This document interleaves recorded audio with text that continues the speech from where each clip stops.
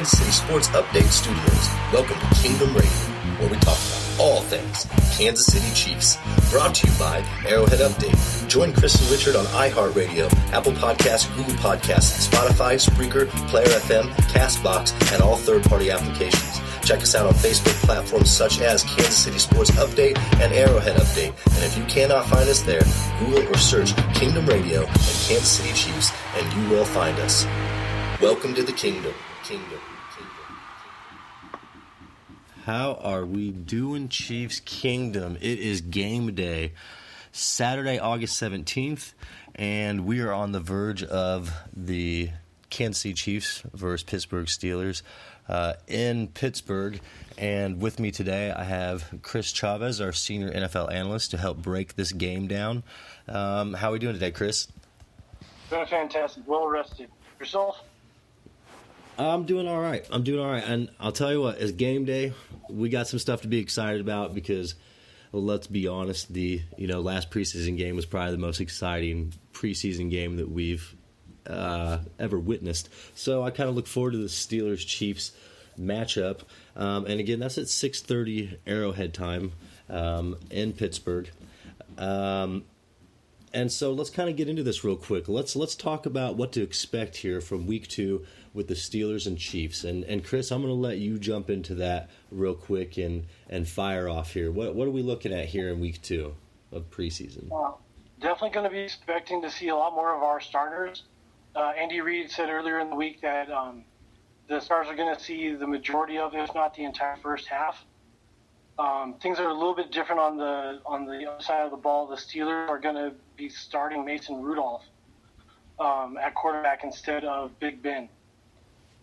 Which a lot of NFL teams, are doing that here, sitting their, star quarterback out. And, be perfectly honest with you, I'd like to see us sit Mahomes out, but obviously he's going to get some playing time. And I kind of want to touch base a little bit on, how they're saying our first string is going to play throughout the first half. And Chris, I'm going to ask you this, and we'll kind of clarify this real quick. Do you really think Mahomes is going to stay in, the entire first half, or Tyreek Hill? I personally do not think they will. I think the starters that we'll see going into the second quarter would be on defense. What's your take on that, Chris? I think it's going to really depend on what we see from the starters. If Mahomes and the wide receivers, if the first string can go up there and they can look in sync and they've got the team together, I don't think that they'll be playing for very long. And Reid will very quickly pull everybody out. If they look connected and off point, then I think we could see the entire first half just so that they can get into their rhythm. Kind of like you were talking about with the entire NFL, kind of going through the philosophy of sitting everybody this week, or most of their big players this week. It's just a difference in philosophies. I kind of expect Andy Reid to have Mahomes and everybody either sit next week or the week 4, just so we can see more of the depth chart guys. Give them more time on the field to make a good decision when it's time for cut. Right, and this is a big week, and the upcoming weeks are big for the depth for the Kansas City Chiefs, and we'll get into that here shortly. But let's talk about the Steelers offense, and obviously you said Big Ben isn't starting. I'm sure James Conner will be on the field for a drive or two. And you said Mason Rudolph is starting. I'm sure Smith-Schuster will see a little bit of action. But does this look like a offense that can score points on our first string defense? On paper, I think that they will definitely have the weapons that they could. With Schuster and Washington emergence at wide receiver, I definitely think they're going to definitely test our defense. And I think that it's going to be a really good matchup for us to see just where we're really at in our secondary and in our pass rush. Can we get to Mason Rudolph, and maybe we don't necessarily sack every third down, But if we can at least apply pressure and get in his face and affect the throws, that's all I'm really going to be looking for out of these guys. I would really like us to. I'd like to see us stop the run game, because that's something that kind of was lacking from our first string and week one, and I'd love to see that turn around. James Conner is, I would say, like a second tier type of running back in the league, but he's got enough talent to, really shred the defense up. But I would say that, we should focus on the running game as well. I would agree with you, except at running back they're extremely deep. Their third down guy, their third back, is a guy that they drafted, and they do expect a lot of things out of him, Benny Snell. But looking at their play call ratio last week against the Bucs, they had 33 plus pass plays against 22 running plays. Well, I'm just talking about when the first string is in. I'm particularly honing in on James Conner, because I want to see the Kansas City first string defense stop James Conner.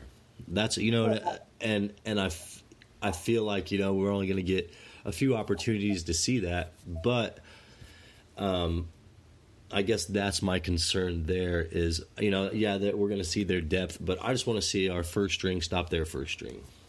No, absolutely. I think that's what we're always looking for, is can our first string run defense, pass defense, shut down and or contain and what we're up against. And I think that the Steelers' offense all around is enough that will be our first major test going into, backers here in a little bit, then also into the regular season. Yes, that's this is a great offense, and here's the thing with the Steelers is even when they don't have the best roster, I would say this year, they've lost a lot of pieces, but even when they don't have a great roster, they still have a great team, and I still think that they're going to be right there on the bubble of the playoffs or a wild card team, whatever the case may be. The Steelers are still somebody that we absolutely need to look out for. And I look for us to really be okay here. And this is our big test, but I don't know. I remember last season. Last season is when Kansas City really stepped up against Pittsburgh, and we didn't know we were going to get there. And look what happened. So I'm really hoping for the same scenario here with our defense against Pittsburgh as well this season. Yeah, and I just kind of hope. Well, I'm hoping to see that we don't give up.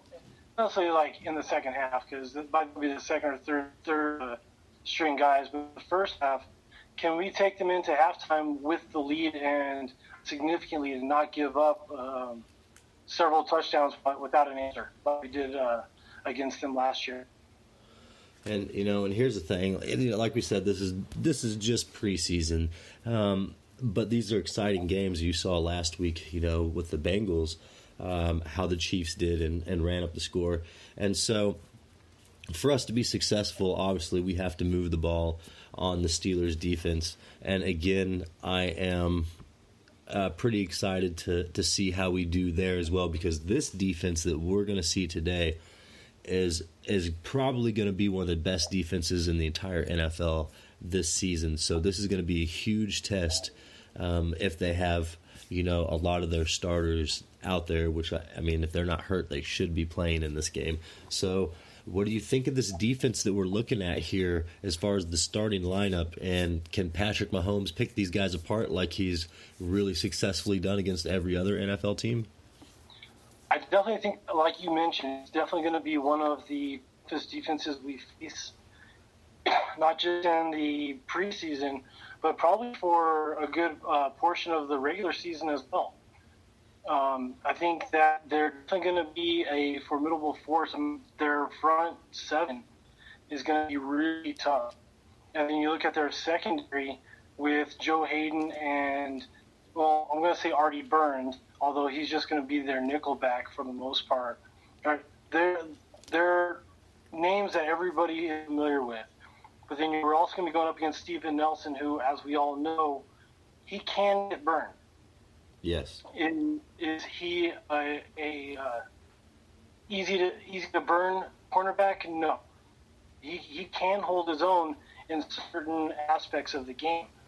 But given that we already know those weaknesses, we should be able to pick him apart pretty easily. See, and I look at this as I see a linebacking core that is probably one of the best in the league. Absolutely. I see a defensive line that is arguably one of the best in the league, at least a second tier. Now, but you look at the secondary, I mean, it's not, they're doing okay, but they're not by any means an excellent secondary. And I feel like that this is kind of the, like the Chiefs last season, our secondary is going to burn us, and it killed us. And I feel like that's what's going to happen here with the Steelers as well, because look at all the talent that we had in our linebacking core and our defensive line, and we still got picked apart last season. Uh-huh. So, yeah, I definitely, with their lack of depth, I definitely think that we'll be able to burn them in 3 and 4 wide receiver sets. And I feel like we're going to stay in that set throughout the whole game. We pretty much run a spread offense now, and you don't see Patrick-Mahomes take too many snaps from under the center. I think we're going to spread the ball out on him throughout the entire game. That's kind of Andy ball anyway. Excuse me, I think that we can both agree that it's a challenge for Kansas City, but we put up 6 touchdowns against these guys last season. I think Mahomes can drive us downfield and get a touchdown or 2 tonight, and then, give the ball, over to the depth and see what, Litton can do and Henne. See if we can get Kyle Shermer in there. But this is going to be, like you said, it's going to be an exciting challenge for us, and it's not too tough. There's no such thing as too tough of a game for Kansas City right now. Yeah, no, absolutely not. Okay, so we've talked about the Steelers' offense and we've talked about the defense. Let's touch base on the special teams. We might as well. Obviously, the Kansas City Chiefs have an amazing special teams, and the Steelers have a decent special teams as well. Do you think that this can be a determining factor, and potential win or loss tonight, the special teams? I think it could be. The field position game is always going to come into factor, and I definitely think that if whichever returns they have late in the game, him returning the ball, whether it be kickoffs or punt returns, if they can get up to about the 40-yard line, give or take, that makes a short field for the Steelers offense, and they can at least stay in the game. I don't think that they'll necessarily jump ahead, but they'll be relying on that return game to at least keep it close. Fair enough. And there has to be some aspect of the game that the Steelers need to be honing in on, to try to trump us, and it's not going to be on the offense. And obviously the defense reflects what we do on offense, so I feel like the special teams is really their only hope for this game. And even with the depth, it's just we're too deep everywhere. And like I keep saying, I know this is preseason. It's hard for me to even talk about this stuff because this is kind of boring football. But at the same time, we have some really amazing depth, and we're seeing some awesome things here. And some, like I keep reiterating, that Cincinnati Bengals game was amazing. So we know what we're looking at here with the Steelers, and I feel like we're going to be all right here, Kansas City. I'm sure you all feel the same way, but I wouldn't care if we took a loss. Do I want a loss on the record sheet? Of course not. But let's just see the offensive starters do their thing, the defensive starters do their thing, and that's really all we need to focus on here. And with that being said, we're going to go ahead and move on to our next segment. This is the No Look Pass, brought to you by Shauna Keogh Music Solutions, providing everything from simple background audio to complex creative audio pieces. Bring your project to life with Shauna Keogh Music Solutions. All right, this is the No Look Pass brought to you by Sean Akio Music Solutions. This is the segment where Chris and I ask each other a football trivia question off the top of our head to see where our football knowledge is. And I'm going to start off the No Look Pass today to you, Chris, and my question to you is, how many sacks did Derek Thomas have in his career? Can you spot me like two either way? Yes. Okay, I'm going to say 106. Okay. Well, he did eclipse 100, and he did eclipse 106. You were 20 and a half sacks off. Wow. He had 126 and a half sacks in his career, and I believe that puts him, fifth or sixth all time? Yeah, I believe so. Okay, so hey, that was one of those. I wanted to bring up some Derek Thomas here, and obviously he was a sack master, and so hey, I want to challenge what your knowledge was as far as our sack master and how many sacks that man had in his career. So what's your no look pass to me, Chris? What do we got going here? Okay, so I'm going to put you in some big shoes. Okay. So you're going to be putting on Andy Reid's shoes today. Oh boy! All right. And week 1 against the Jacksonville Jaguars. Yes. Do you start Thornhill at safety? And why or why not? At this time right now, I wouldn't start Thornhill. And it's not because he's not a productive player. It's not that he doesn't have the skill set to be what we want him to be. He has everything that we want him to be, except the experience. He hasn't played in a fast league like the NFL. We all know that the difference between college and the NFL, there's a huge difference. The speed of the game is so much faster. And I think that's what Thornhill has to hone in on right now. And until he does that and gets Andy Reid's full confidence, we're probably going to see Sorensen starting over Thornhill week 1. Now, can I see Thornhill becoming the starter week 2 or 3? Yes. Can I even see him starting game 1? Possibly. But he needs to step it up here in preseason, and I think that's really where I want to take it, Chris, is he needs to have a great preseason. If he can do that, he will be the starter. If he doesn't have a great preseason, he'll be sitting behind Sorensen. Yeah, I couldn't agree with you more. I'm right in that same line of thinking with you. He has the skill sets to be everything that we want. And he's a mirror image of the Honey Badger. He just has to find his niche in this defense. And also, this is probably a more complex defense than the man has ever played in his life.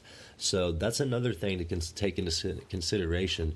Juan Thornhill has a lot to learn to be valuable on our defense. Yeah, and earlier this week, Honey Badger came out and was talking about Watts and Thornhill, and was praising both of them, but said that both of them still had a long way to go and a lot to learn. But he was really excited about how they're coming along. And the fact that Thornhill has, I want to say at least 6 interceptions that I know of this offseason against various quarterbacks, including Mahomes, that says a lot that he understands the game, but we're not hearing about the times that he's out of position, he makes a bad read, he doesn't make a certain play. And that's not saying that it's not being reported, but he's a rookie. It has to be happening. Right. And so I would like to see more honest reporting so that we can at least have a good, very understanding of what's going on. And that's no knock against him. He's done fantastic. He's looked great, he looked good against Cincinnati last week. I think by the 4th game, as he gets to see more and more playing time, we'll have a better understanding of just where he's at in his development and whether or not he's ready to step in over Sorensen or not. And, I think mentally he has what it takes and also he has the leadership skills. It's just him stepping up. If I'm Andy Reid, I want to see him prove it before I put him in that starting lineup. So, all right, that is the no-look pass, everyone. We are going to move on here, and let's talk about some players to watch in this game. And I'm going to start off here with this, and I'm going to talk about our tight end depth, because I think that it's no secret here in Chiefs Kingdom that is a huge question mark behind Travis Kelce. We have Blake Bell, Deion Yelder, and David Wells. And what I see in this group is a lack of experience and really a lack of talent all the way around outside Travis Kelce. The only guy who's even catching my eye, to be honest with you, is Deion Yelder. So, Chris, let's kind of talk about this a little bit. What's going on here with our tight ends? Should we feel comfortable with Deion Yelder or Blake Bell as our backup to Travis Kelce to go into this 2019 season? You kind of have to look at the scheme and what's going to be expected of a second or a third tight end when they're on the field. And more so out of the second tight end, you're going to be expecting a lot more blocking. Right. And Blake Bell has actually shown more skill in that department. But as far as catching the ball, Deion Yelder has shown better flashes of that. However, in the game last week, it was kind of a role reversal. I saw Blake Bell making some really good catches and running some decent routes. And while Yelder did have 2 catches and the touchdown, he dropped more catches than I would have liked. Right, and he did. I mean, he dropped a lot of good balls. The one down the middle that was put right into his hands, that he just let slip through. These are things that my big-time concern with this is if Travis Kelce is injured, that whole dynamic of our team is out the window.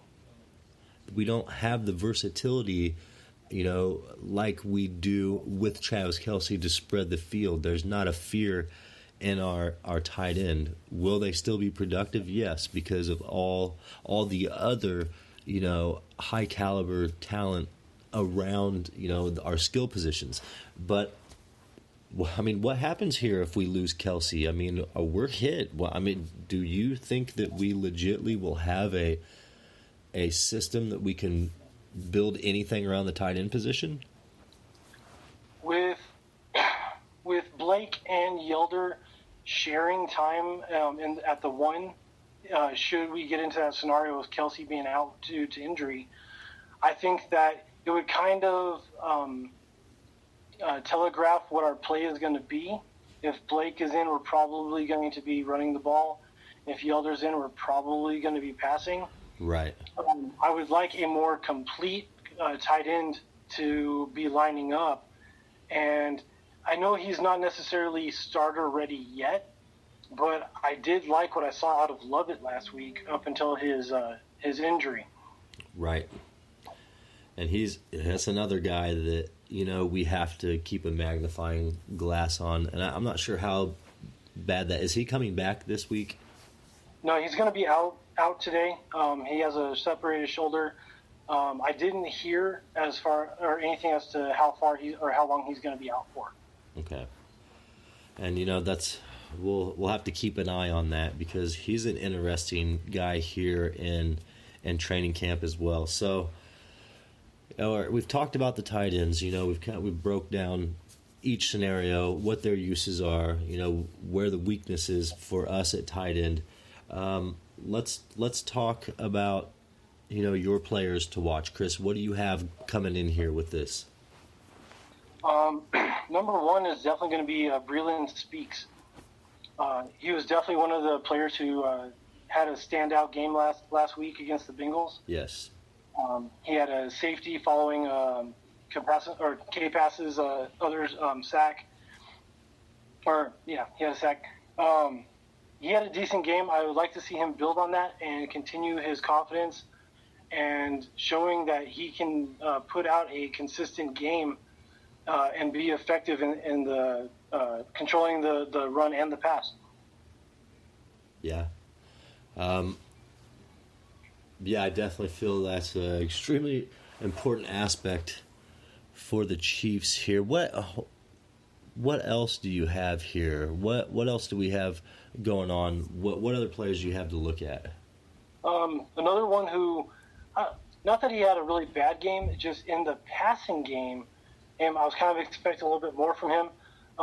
Byron Pringle, he was great on special teams, but when it came to the offense, since he, I believe he had 3 dropped passes, maybe it was 2, or at least incompletions. He was targeted for those. I would like to see him get a catch and see what he can do with the ball in his hands after the catch.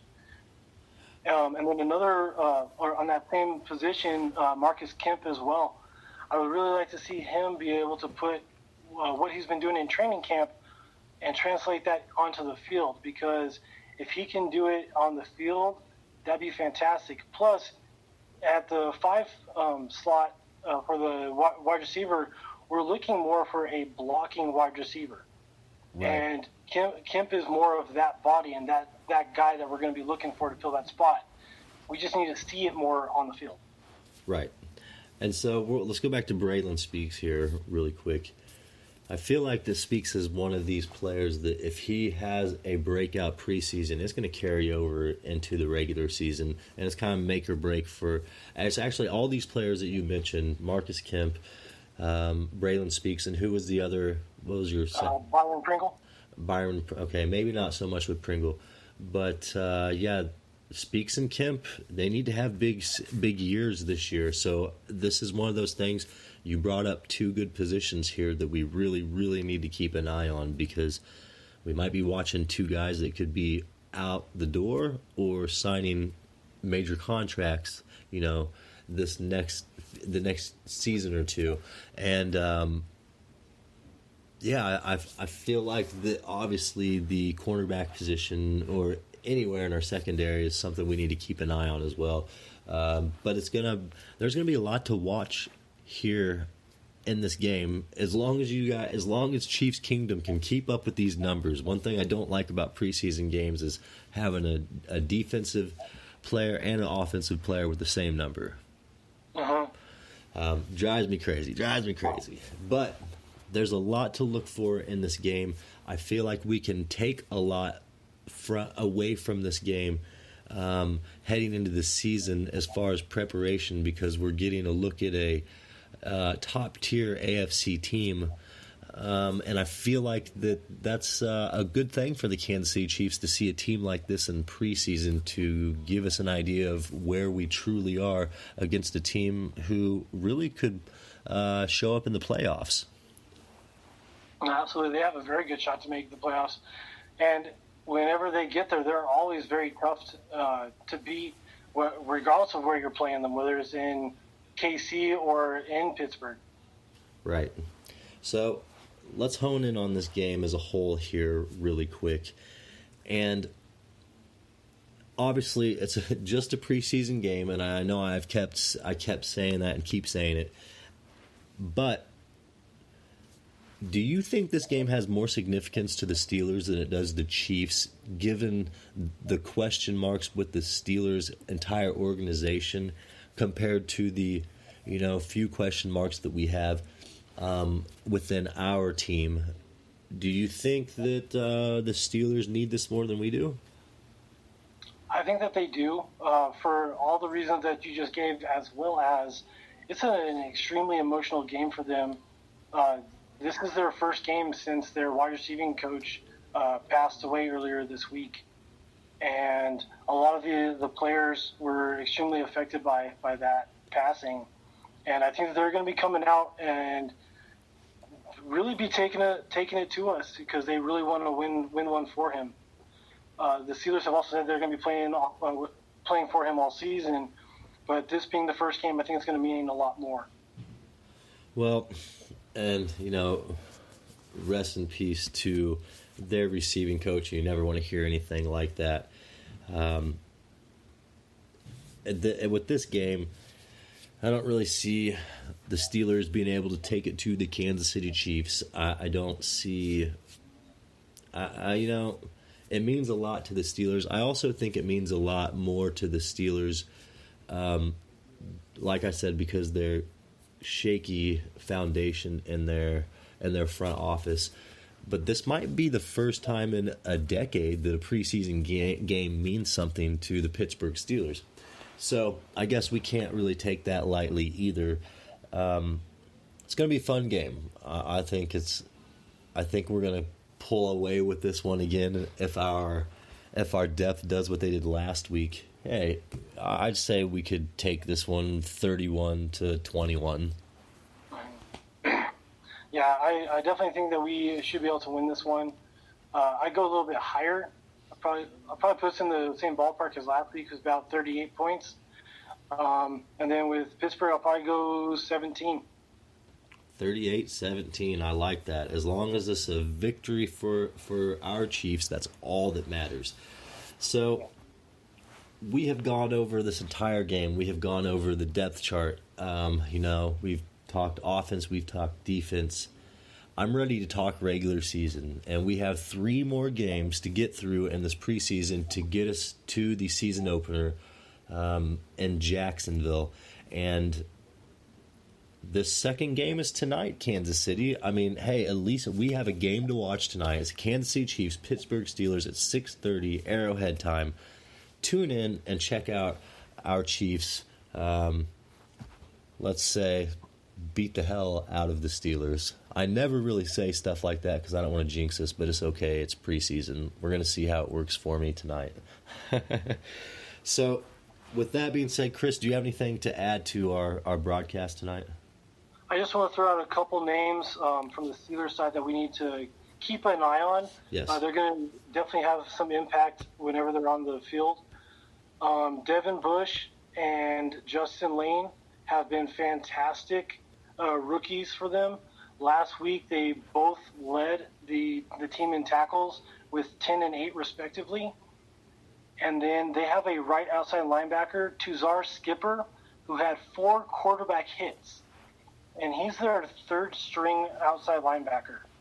Oh, yeah, I see that. Definitely a guy I want to keep an eye on. If he ends up becoming or getting cut, I would love to get him on the practice squad and see what he could potentially do, depending on what we see in this game. All right. I'll have to keep an eye on old Skipper there. But I'm going to throw T.J. Watt in the mix as well, as long as he is actually playing tonight. But look, I want to see the T.J. Watt and Devin Bush combination and where that's going. And I think that's really who we need to, hone in on. You touch base on Bush. I want to touch base on Watt too, because look, the guy is an amazing linebacker and he's proven himself already. And it's going to be a test for Mahomes in that first drive. I think this is going to watch the speed at their linebacking position is what I'm really interested in for our offense. I want to see how that goes. So, is there anything else you'd like to add, Chris? No, I think we pretty much covered it all. All right, perfect. Well, Chris, I love talking Chiefs with you. I appreciate you coming on as always. Enjoy the game tonight, and we will speak with everybody tomorrow. Thank you for being on, Chris. Sure thing, anytime. All right, Kansas City. Well, I am Richard Smith, and that is our broadcast tonight. Kansas City, you enjoy this football game, and I will speak with you all tomorrow.